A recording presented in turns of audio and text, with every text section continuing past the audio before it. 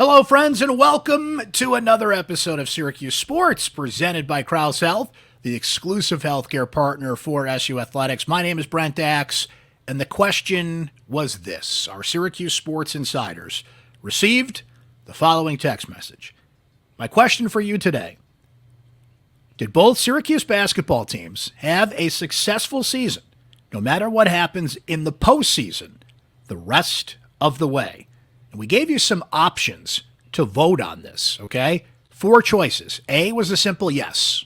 Both teams, successful seasons.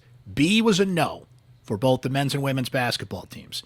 If you voted C, that means the men, yes, but the women, no. If you voted D, that meant the women had a successful season, but the men did not. And again, keeping in mind, no matter what happens the rest of the way, you're answering this question based on everything we have seen to this point. I'm going to bring in my syracuse.com colleague, Chris Carlson, to answer this question. We're going to bring in our Syracuse Sports Insiders to answer this question, who sent us some great stuff via our Syracuse Sports Insider text line. Become a Syracuse Sports Insider today so you can vote in great polls like this. You can participate in great discussions like this. Get your comments highlighted on this podcast in great discussions like this. Just text the word orange to 315-847-3895. Just $3.99 a month to become a Syracuse Sports Insider. You can cancel anytime, and you can try it free for 2 weeks before you even start paying that $3.99 a month. And we thank all of our Syracuse Sports Insiders, as always. But before we hear from you, and before we hear from Chris, let me give you my take on this one. And let me give you the results of how you voted, by the way, as a Syracuse Sports Insider. So the votes are still coming in, and even though they're still coming in, I don't think it's going to skew this one way or the other. If it was an election night, we could call the results on this as soon as the polls closed. But continue to vote, continue to send me your feedback on this after you listen to this podcast and see the question come to your phone as a Syracuse Sports Insider. But at the time I recorded this, 78% of you, I had 63 votes for A. We got well over 100 responses before I recorded this podcast, and they're still coming in, as I mentioned. 78% of you voted A. Yes, successful season for both the men and the women, no matter what happens the rest of the way. We actually only got 2 votes for B, which was no. No one voted for option C, meaning that the men had a successful season, but the women did not. And 18% of you voted for option D, which meant the women had a successful year, but maybe the men did not. And there's plenty of commentary that came with those responses. You'll see that and hear that coming up from our Syracuse Sports Insiders shortly. Let me answer both questions for you. For the men, I'm going to say yes. Now, you can make a strong point, and you will hear that discussion as this podcast goes along, that maybe Adrian Autry had a successful season as head coach, but the program did not. When you weigh it by its expectations, no matter the coaching change, no matter what ingredients you want to put in this pie, that if Syracuse doesn't make the NCAA tournament, how can you consider that a successful season? Here's what I go back to. Now, weighing this against preseason expectations, I think, is a silly exercise. Think about this. You know, when I get that email from my editor in October to ask me to make preseason predictions for Syracuse, if it's football, if it's basketball, in this case basketball, I always roll my eyes, right? Because there's just so much we don't know. There's so many variables in the middle of October I can't think about for a basketball season, which, by the way, we saw all those play out. First-year coach, making adjustments, injuries, suspensions, dismissals, things that can affect a season. It's a long grind. Academics, players get sick, players go through personal stuff, right? To sit there and predict that in October is such a foolhardy thing, and it always annoys me to do that. But I will say this. What I said before the season was this.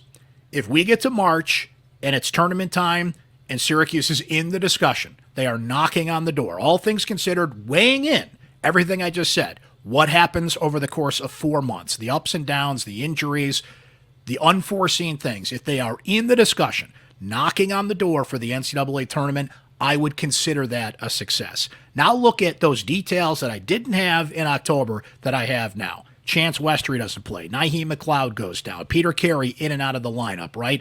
the Benny Williams scenario, which, by the way, that is a situation that could sink a program following, by the way, that terrible loss to Wake Forest and Adrian Autry dropping the hammer at the press conference. That could have sunk their battleship right there. That could have ruined and ended the season, and they could have stumbled to the finish.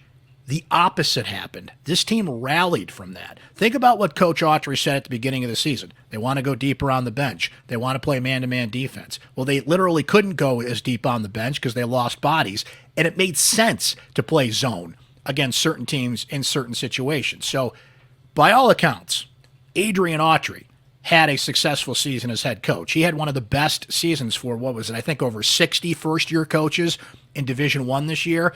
But if you want to split hairs and say maybe he had a great season but the team did not, I get that. But no matter what happens the rest of the way, I'm going to mark it successful, and here's why. Because if this team does make a deep ACC tournament run, wins the ACC tournament perhaps, and makes the NCAA tournament, now you're playing with house money.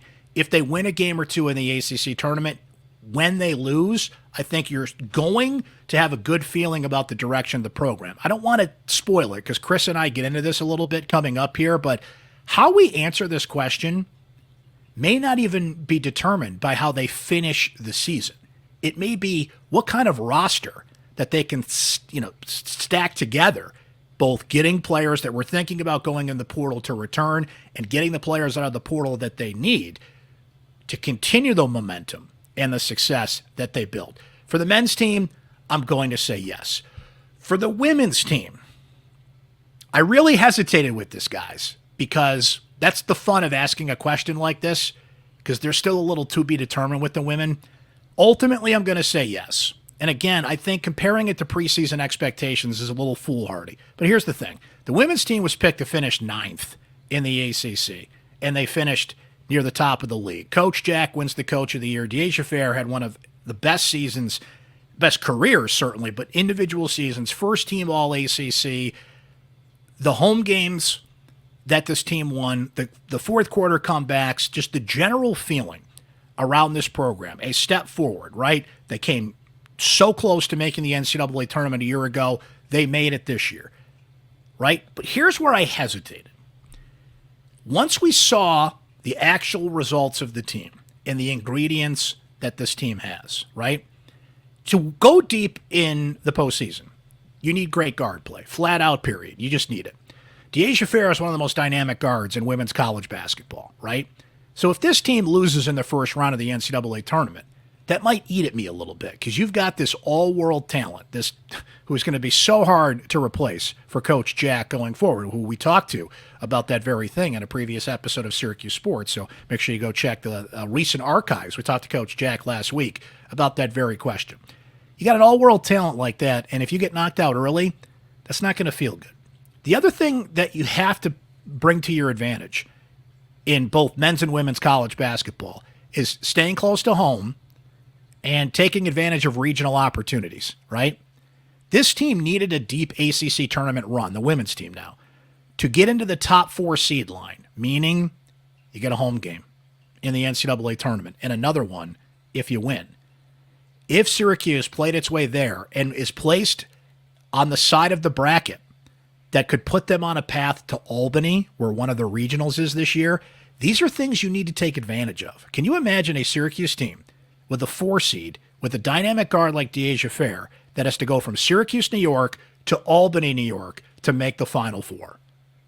Those are things you need on your side. Now, matchups are always, if Syracuse draws a team that's just a bad matchup and knocks them out, that's one thing. The men's team that went 14-4 in its first year in the ACC lost to Dayton in the NCAA tournament in Buffalo. So that doesn't always work to your advantage. So ultimately, I'm going to say yes. But I still think there are some variables for the women's team that can make us look back and say, hey, look, you made it to the tournament, you won more games, Coach of the Year, all that stuff. But there's also some things you have to take advantage of in the moment that might not present themselves the next year. I think that's the one thing that makes me hesitate to answer that question, yes. But when the dust settles and we're thinking about these seasons, in the middle of July, right, and we'll see what the portal brings and all that. But I think ultimately when we look back, we're going to say both programs did have successful years and are heading in the right direction. But it is a fascinating discussion to have. So first, let's hear from Chris Carlson, my syracuse.com colleague, and then we hear from you, our Syracuse Sports Insiders, on this question. So, Chris, recently back from lovely Greensboro, we should ask, did you get a chance to stop by the fine dining at Denny's in Greensboro while you were down there? Quick stay for you. Unfortunately, a very quick stay. Did not frequent the local Denny's. Did find a number of good restaurants. So the quality of the places that are open during the day, I had no quibble with. But I imagine the late night options, which I think is what Jim Boeheim likes, a little lacking there. Okay, good to know. Good to know. One of these days, we'll get over to that Denny's and do an official dining review. It was a quick stop for the women's team in Greensboro, a one-and-done situation where they lose to Florida State. So this can build into the question, Chris, but having written about this team, followed this team, Chris wrote a great profile about Coach Jack that everybody should read, by the way. Per the question here, is it a successful season for both basketball teams? We'll start with the women, no matter what happens the rest of the way. So building in the fact that this women's team has had a quick stay in Greensboro, how would you answer that question right now? I still say yes for the women, even if they lose. Even if they lose their first-round NCAA tournament game, which would be, to probably a 13 seed or a 12 seed or something like that. I would say yes. They were picked 9th in the preseason. They went to the NIT last year. We all know the shape the program was in when Felicia Leggett-Jack took it over following Quentin Hillsman's acrimonious departure and Von Reed's interim year. Expectations were low, and this team has dramatically exceeded them by guaranteeing itself an NCAA tournament spot, getting a pretty high seed. I do think they've played over their heads at times this year. You look at the net rankings. I know we hate net rankings around here, but they are number 42, and what that means is they are not blowing people out, and great teams blow people out. Syracuse is not great, right? They're a good team that has won a lot of close games and has given us an exceptional story with Deasia Fair's incredible run and her relationship with Felicia Leggett-Jack. To me, they've dramatically overachieved no matter what happens the rest of the way. Coach Jack, Coach of the Year, Deasia Fair, all ACC first team, has put together this incredible career, this incredible season, which makes me debate. I agree with you, by the way. I am going to say yes. But I guess it depends on how you frame the question, not only the way we framed it, but if you compare it to what preseason expectations were, they have exceeded every single one that you could come up with, right? But we all know how silly those preseason expectations can be. I mean, sometimes we kind of groan when I get that email in the preseason that it's time to do predictions, right? It's like, oh boy, that'll come back to haunt me. Or if I'm right or you're right, nobody ever says, boy, you nailed that one, right? So if you're comparing it to preseason expectations, yes. If you're comparing it to what you said, big picture, what Coach Jack took over, the feeling that no matter when they lose, that the program is heading in the right direction, that there's a good feeling there. The one thing that nags at me, Chris, is once you establish who you are and what you are, what the matchup is, and we don't even know what the matchup's going to be, right? So you have the Coach of the Year, you have an all-world talent at the most important position to have postseason success. You got to have great guard play, right? And the one thing that's going to nag me here is if Syracuse lands on the Albany side of the bracket, because by bowing out early in the ACC tournament, what it probably cost them was a chance to get some home games in the NCAA tournament. If this team had made a deep run in Greensboro, maybe they slip into that top 4 seed spot where now you got a couple home games, and if you're on the right side of the bracket, you have got to run to Albany, where one of the NCAA regionals are. And we've seen how successful that can make teams, most notably the 2003 Syracuse men's basketball team that went to Albany and Boston on their way to the tournament. So I guess that's the one thing that's eating at me to answer this question, yes, that if things broke their way, they got a top 4 seed and they got what is the easiest path to go deep in the NCAA tournament. Yeah, I mean, you could certainly argue that it's a disappointing ending, right? I mean, they've lost 3 out of 4 now. After reaching the top 25, if they lose early in the NCAA tournament, it's a 4 out of 5, 4 out of 6 situation. They haven't looked great the last couple weeks of the season. After getting everybody's attention, right? This is a Syracuse women's basketball program that has really struggled to get, the community support that it needs. You talk to Felicia Leggett-Jack, and the first thing she says all the time in terms of what she's doing next is, "I'm trying to find NIL for my players." So you could certainly argue if they bow out early at the NCAA tournament, that is a missed opportunity that they earned for themselves. But I still think it's an opportunity that nobody really saw coming, and that to me has to be a big picture success. I do worry about the program long term, like right with Felicia talking about she needs NIL support. What is going to happen next year when Deasia Fair leaves? She carries so much of the load for this team, and what they're going to be without her next year, is a good question. I certainly think they have the right leader in place, but it is going to be very difficult to build on this year. Switching to the men's side of things, Chris, this is an interesting question depending on how much you zoom out here, because we're going to hear from some texters coming up.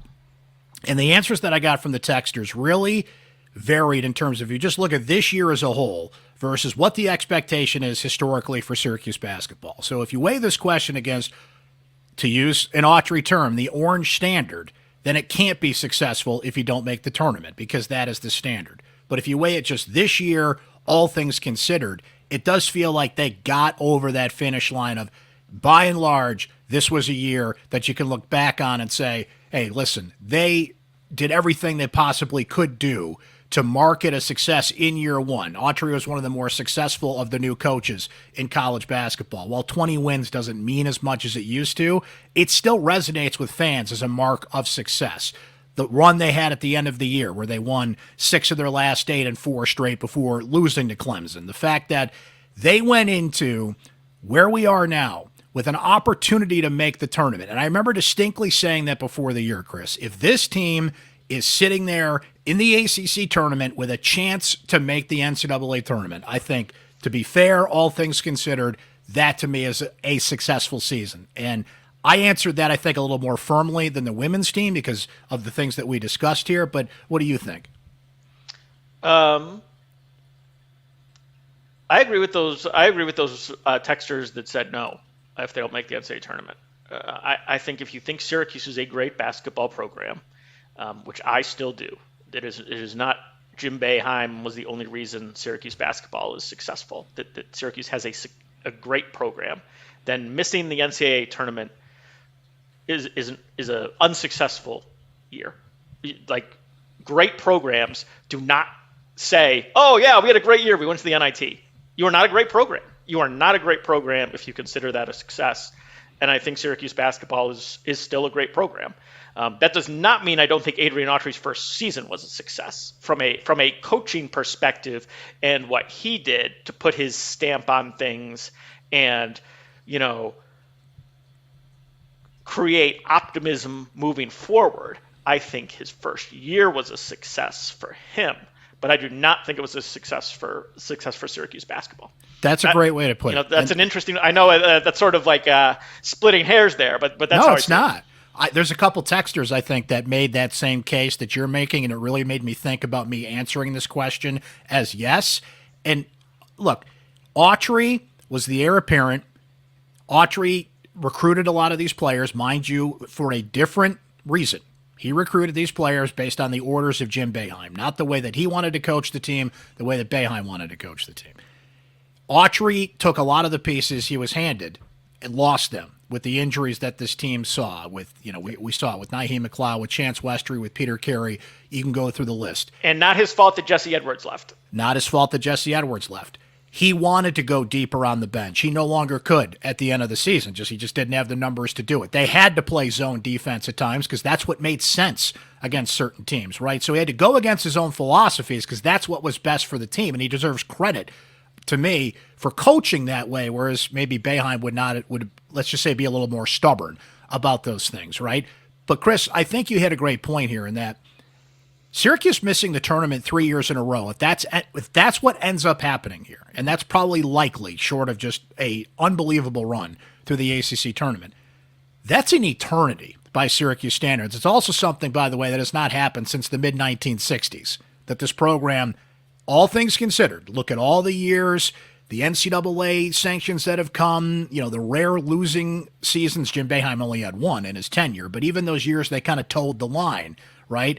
If Syracuse finds a way into the tournament, they find a way to go deep in the tournament. That's just been what the standard has been at Syracuse. But that sits there and it weighs on you 3 years without the tournament. How you said it, how can you call this a successful program if not? But again, the question is, did they have a successful year? Not, is it a successful program? I think those are two different questions as well.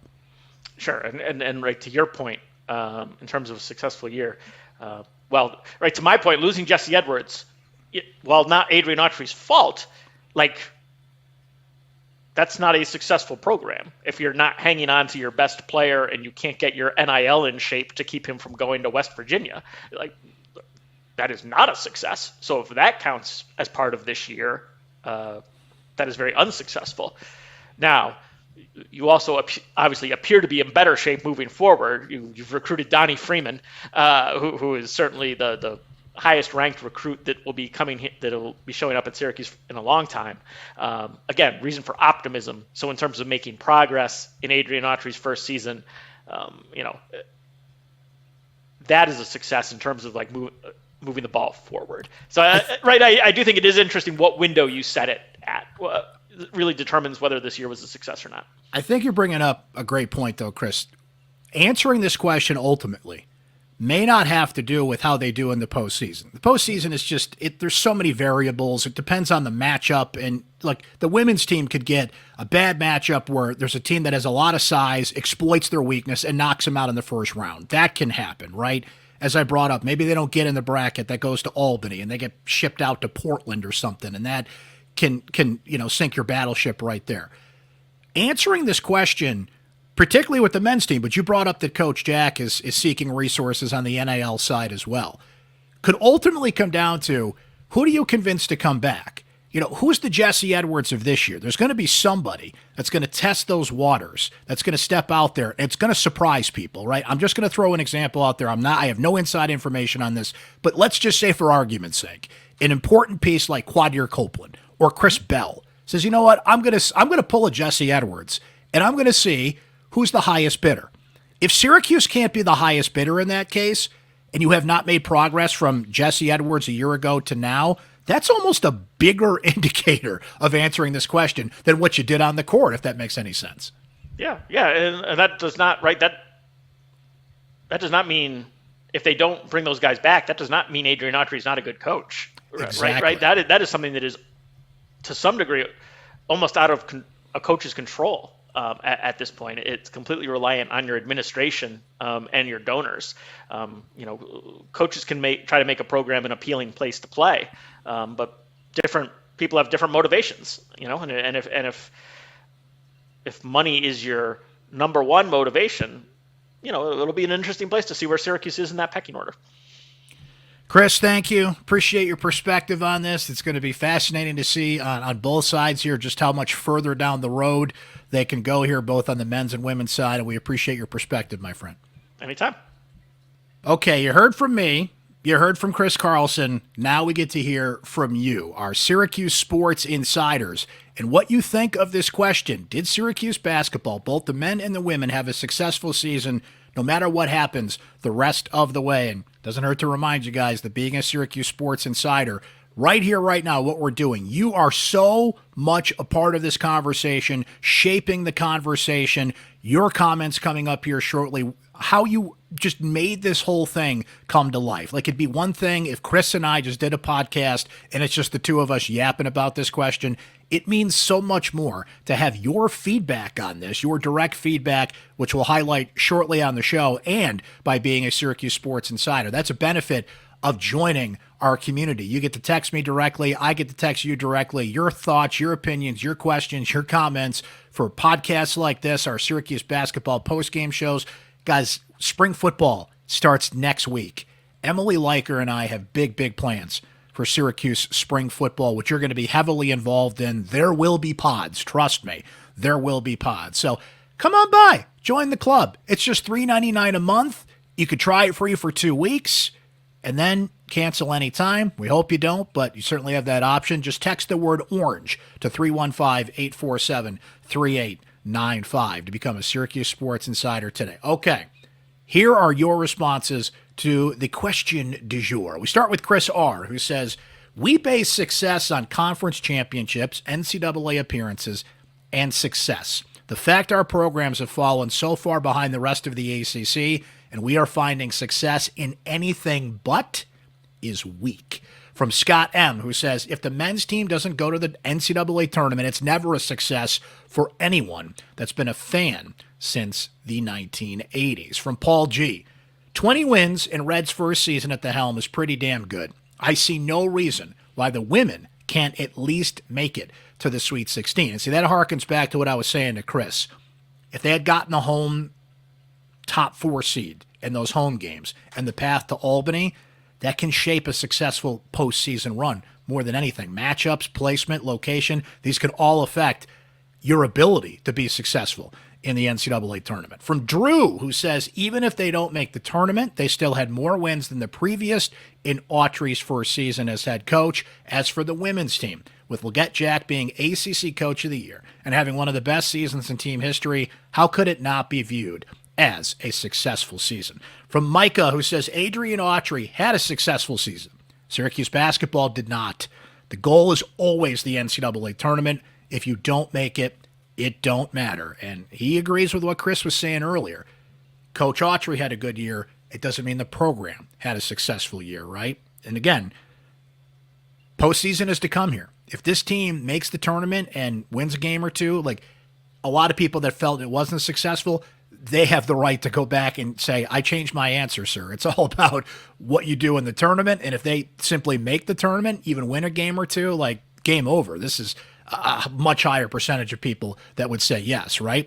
Continuing with our Syracuse Sports Insiders, Vern says the men had a good, successful regular season given the circumstances, but this is Syracuse, and we have to have higher standards for the basketball program. He adds, so we need to win some postseason games before we call the season a success. For Frank F., who says for the women, definitely yes, as long as they don't fall flat on their face in the postseason. Frank adds, for the men, they've taken a step in the right direction with Red in his first year, but it's hard to say it's a success without making the tournament. From Kevin B., says, better, yes. Successful remains to be seen. My takeaway would be that they both seem back on the right path to achieve future success. It will be tough to replace Deasia Fair on the women's team. From Ryan F., who says, the women are emerging as an ACC power under Coach of the Year Jack and are heading back to the tournament. As for the men, their first 20-win season in a decade under one of the best overall seasons amongst the 61 rookie head coaches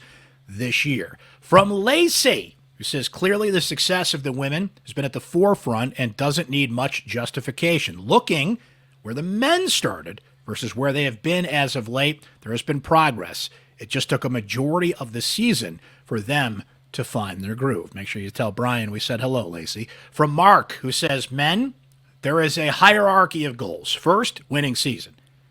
But for a single play in a number of games in 2022, they would have tied Kentucky's record of 54 straight this year of winning seasons. Goes on to say this. Second, 20 wins and a winning record in conference. Third is a tournament berth, then a tournament performance. Sweet 16, Final Four, National Championship. We achieved none of those in 2022. The first in 2023 and the first 2 this year. Moving back in the right direction. From Paul, who says, if men's basketball loses in the first round of both the ACC and the NIT, then they can't be considered successful. This could leave a bad taste in the mouths of players and fans, which could lead to transfers and losing. A couple more from our Syracuse Sports Insiders, including from Gene, who says, the women definitely had the better season, beating ranked teams, becoming ranked themselves, and making the NCAA tournament. The men have improved under Coach Red's first season. He adds, as a lifelong Syracuse fan, we've been used to and expect to be playing in the big dance in March, and that is what makes a season successful to me. And I think that's what makes this question so fascinating to discuss with you guys, because they're right on that line. But you add in the dynamic of a first-year head coach and just everything we've seen with this program just in the last year, and it makes for a fascinating discussion on a podcast, which is why we do these kind of things, right? And we'll finish out with my guy Mark, who says, for Adrian Autry to win 20 regular season games with Chance Westry missing the entire season, Naheem McLeod missing the rest of the season after just 14 games, Benny Williams being dismissed from the program after several disrupting incidents, Judah Mintz's brief suspension, and Justin Taylor giving you basically nothing is absolutely remarkable. You know what else is remarkable? You guys, for all those great responses. I didn't even get to so many more. We could just sit here and read your texts all day long. I highlighted some of the best of the best and left a bunch on the cutting room floor. It's like the editing award at the Oscars, which, by the way, what a terrific Oscars this year. What a comeback for the Oscars, but we'll save that discussion for a different podcast. Thank you for your great feedback on this. Thanks for just voting in the poll, even if you didn't offer a comment. All fantastic stuff from you guys. Thanks to Chris Carlson for joining us on this as well. So, after first round ACC tournament action, Syracuse is going to play either Louisville or NC State Wednesday night. We are going to have our usual live post-game show. We will do them after every game the rest of the way. Kind of hard to map out a schedule, though, because that depends on how Syracuse does going forward here. So, I know we will be there Wednesday night after Syracuse takes on their first round ACC tournament opponent, about 10 o'clock or so Eastern time Wednesday night, and then we'll pop on and do some live post-game shows after Syracuse's postseason appearances going forward. I mentioned earlier, Emily Leiker and I planning some great stuff for you guys on the spring football front. To our Syracuse Sports Insiders, send me a text at 315-847-3895. What do you want Emily and I to look out for, to discuss, to cover in spring practice? We've got some things in mind, and I'm going to be sending our Syracuse Sports Insiders exactly what we have in mind. Get your feedback on it and see what we're missing here. But feel free to send me a text. Let me know what you want us to look for at spring practice. That is coming. Lacrosse season continues. Syracuse women's basketball through their postseason. So much to discuss here on Syracuse Sports. So make sure you subscribe on Spotify, Apple. Follow us on YouTube. Hit that bell, Syracuse Orange Sports on syracuse.com, so you can get reminded every time there's a new episode of Syracuse Sports coming your way. It has all been presented by our friends at Crouse Health, the exclusive healthcare partner for SU Athletics. Thanks for checking out this episode, and we'll talk to you next time, guys.